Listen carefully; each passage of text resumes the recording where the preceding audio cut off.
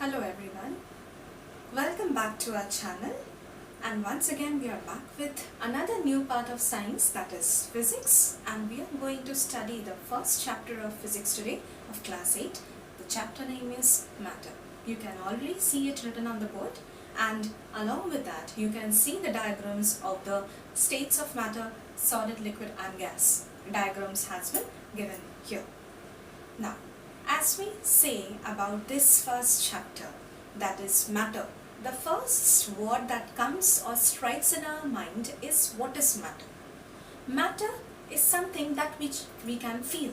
This particular board is also a matter. Okay?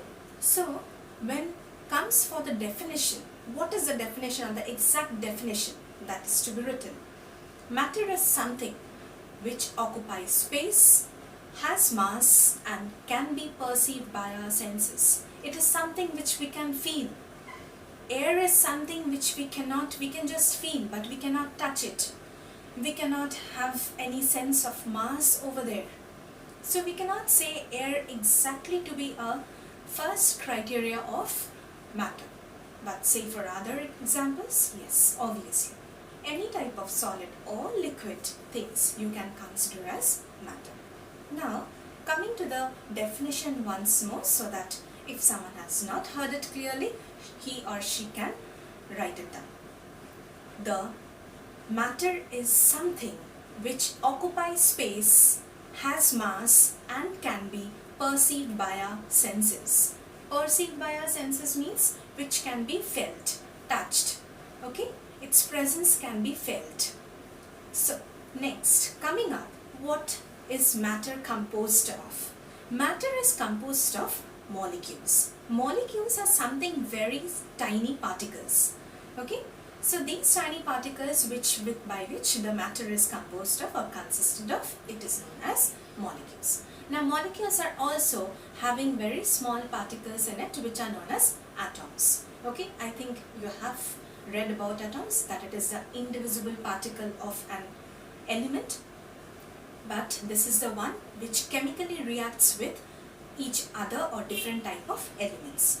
Now, coming to the next portion, that is about molecules. Okay, let me say something more about molecules. Now, molecules are of different types. It can be monoatomic, means a molecule which has only one atom in it is known as monoatomic. Example is helium, okay, argon. All these are examples of monoatomic molecules. When we say about diatomic molecules, what is diatomic? The word di, or the two words, the two letters said di. Di means what? Two. So diatomic means a molecule which have two atoms in it. Example, oxygen, hydrogen. Okay, these are molecules which have two atoms in it. Diatomic. Triatomic means there are three atoms in the molecule. So example of it is nitrogen, N3. Okay, we write nitrogen as N3, means there are three nitrogen taken together. Okay, these we can come up in chemistry also, how it takes a bonding between themselves. These nitrogen or oxygen, these will come later, okay, in chemistry. Need not to worry. And next, let us say about polyatomic. Polyatomic is whenever a molecule will have more than two atoms in it. Those elements or molecules are known as polyatomic. Like for your example, whenever you say about like the triatomic or quadratomic, these are all among falling under the polyatomic molecules. Whenever it is more than two atoms, it is under polyatomic. Okay, now next, coming to the characteristics of molecules, obviously. Now these have very tiny particles, as I said. Okay, it is of the size of 10 to the power minus 10 meter. So you can imagine how small it is. This 10 to the power minus 10 is actually taken as meter, is taken as Armstrong. Okay, unit. Now this is very small unit that you can understand from there. because it's a negative power, so you can easily understand how small it can be, and we cannot see that with our naked eyes, we need a microscope to see these particles. Next, following up with the second characteristics of molecules, that is, they attract each other. They always have a tendency to attract each other. Okay? So, as soon as they are very close, they attract each other vividly. Third, coming up to the point about the energy that exists between them. That is the kinetic energy. Okay? Now, saying about or telling you about the kinetic energy is whenever two molecules are like very closely spaced. Okay, they are like here in case of solids. You can take for this example. Solids. You can see how closely these molecules are lying. So, this energy lies between the two molecules. These molecules vibrate among their own positions, about their mean positions, whichever position they are in. Okay, so due to this tendency of moving randomly, they possess some energy, that is kinetic energy. This is just because of that reason how the kinetic energy exists between them. Okay, and you can see here that space between them are almost negligible. They don't have any spaces between them. They're so closely packed. You can still, in my diagram, you can see there are so many spaces that I can see. But believe me, they are so closely packed, you won't even get these spaces, which I have just drawn. Here you can see liquids the particles or the molecules of liquids are so far apart that there are huge number of spaces available between them. And for gases, it is almost maximum. The space between the gases of the molecules of the gases are maximum. So as accordingly you can understand that here for solids, the attraction will be much more for the molecules. Here it will be less and here it will be the least. I am using this word least because it's almost negligible. The attraction between the molecules is almost negligible here. Okay, so maximum is attraction case is in case of solids. Now, and as per I said that about your this attraction property, okay, this space. Let me come to another point about this. This attraction has two different type of force acting between them. It's better if I can draw a figure for you. I think it will be much easy for you to understand. I'm rubbing off this part right now. One is force of cohesion and the other one is force of adhesion. Now, what is force of cohesion? It is a force which exists between same molecules. It is a force which exists between the same molecules. And what is force of adhesion? It is the force which exists between two different molecules of different types, of different shape. Okay? Take for example,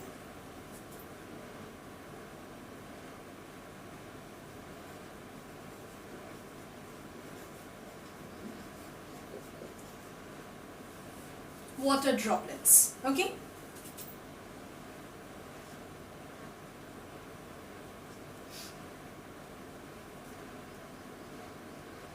It's almost take up the shape of a sphere. Have you seen some raindrops, or like when you take a drop of water in your fingertips and you make it to fall on the ground? Have you ever noticed what shape it takes up to? Yes, it is always a shape of a sphere. Okay, not a circle. Circle is 2D structure. It is a sphere. Okay, a 3D structure. And you can, you know what is the reason why it takes up a round shape, a spherical shape? It is just because of the force that is acting within the molecules. And that is nothing but the force of cohesion. Cohesion means within the force acting between the same molecules. Okay, next. Coming to the force of adhesion. Force of adhesion, as I said, it acts between the molecules of two different, that is, elements, or you can say matters or something.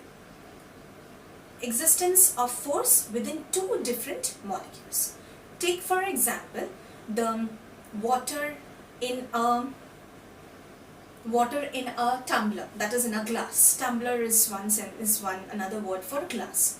Okay, water in a glass. That is also our example. You have already seen how water sticks to the glass, right? Or sometimes when it's raining outside, you have seen how the window panes or the water gets stuck to the window panes, right? Drops of water on the window panes, you have seen that, right? That is a very good example of force of adhesion. Okay, now when we talk of force of adhesion, two things comes in our mind. One is a lower meniscus and one is a upper meniscus. Now you might be wondering what is a lower meniscus and what is a upper meniscus. So I think this is clear to you. If not, again as I said, please write in the comment section. Obviously I'll be helping you out.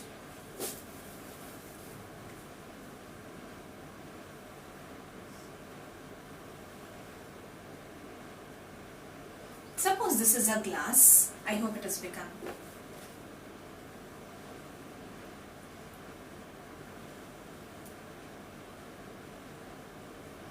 Suppose this is a glass. I'm taking another glass here to show you another example.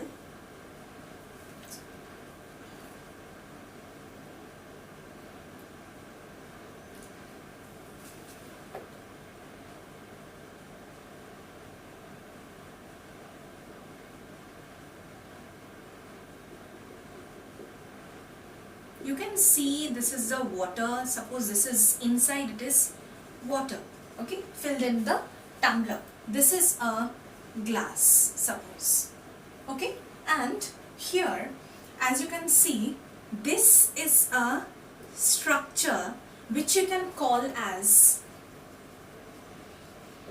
concave meniscus. Okay, this particular line is known as a meniscus. Okay, so concave meniscus. Now this particular one is known as what I was calling as lower meniscus. Let me draw a line to differentiate between the two. So this is a glass, this is the lower meniscus, which is almost having a shape of concave, and this is the water filled in it. Whenever water is getting stuck to a glass, remember it always forms a lower meniscus. Okay, it always forms a lower meniscus. It is because again due to the difference in the force, okay, acting between them. Now here again it is the, you can find how the lower meniscus is being formed. Okay, whenever you take a glass of water, you can easily understand. You take a glass of water and you find out what shape it comes to. It always forms a lower down line. Okay, next, why have I drawn this another glass? Let me come to that also. Now suppose, have you seen a thermometer? Clinical thermometer which we use to measure our temperature of the body, of a human body obviously. That particular thermometer for which we measure the temperature, you will see the mercury in it always forms a upward shape, okay, wherever it is filled up, because that is a temperature that whenever that particular capillarity is what? It is filled with the mercury.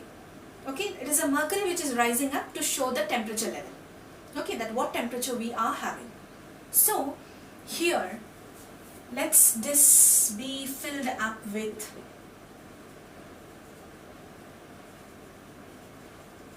mercury. This is again a glass. Now remember that here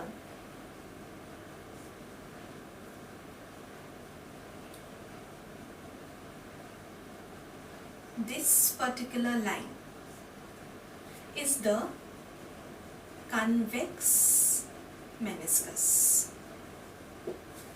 Convex meniscus. Okay, and so here it is known as upper meniscus. Okay, so remember that water forms a lower meniscus and mercury forms an upper meniscus. I said before only, it is just because of the difference in the, this happens, the lower meniscus and the upper meniscus is a result of the difference in the force of cohesion and force of adhesion. Okay, one of the force is more, so these two occurs, lower meniscus and the upper meniscus. Okay, So next, coming to the next point. Now next topic that we are going to come up is the states of matter.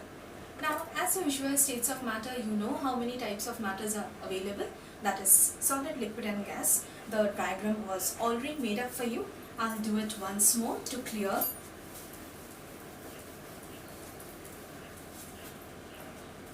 The first one that we are going to draw is the solid particles. Now I'm drawing big so that it becomes visible and clear to you. I said my spaces will be left, but in general there are no spaces, very negligible spaces in between the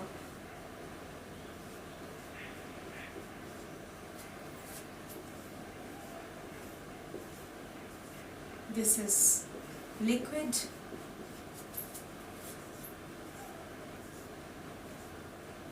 this is gas. Okay, so coming to solid first. Solids, okay, before I come to solids, liquids and gas separately, let me tell you with one thing, that is, three properties follow up these states of matter. One is, the first one is space,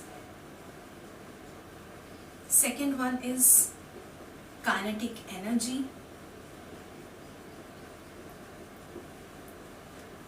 and third one is